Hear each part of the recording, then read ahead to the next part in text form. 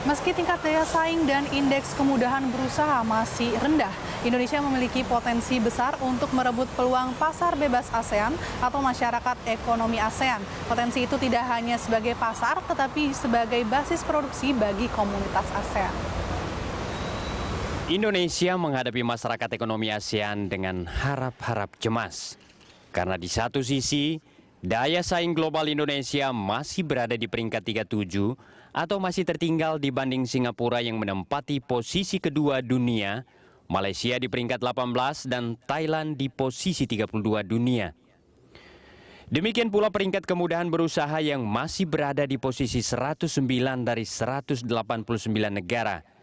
Jauh tertinggal dibanding Singapura yang menempati peringkat pertama, Malaysia di posisi ke-18, Thailand di peringkat 49, Vietnam di posisi ke-90, dan Filipina di peringkat 103. Namun di sisi lain, Indonesia memiliki daya tarik investasi dan perdagangan yang cukup besar. Berdasarkan data BKPM, nilai investasi asing global ke Indonesia meningkat lebih dari 3 kali lipat sejak cetak biru MEA dicetuskan. Konferensi Perdagangan dan Pembangunan PBB bahkan mencatat penanaman modal asing ke Indonesia pada tahun 2014 sudah mencapai 22,6 miliar dolar dengan laju pertumbuhan sebesar 20%. Pertumbuhan sebesar itu merupakan yang tertinggi di ASEAN, karena Singapura hanya tumbuh 4,2% dan Vietnam sebesar 3%, sementara Thailand turun 10,3%.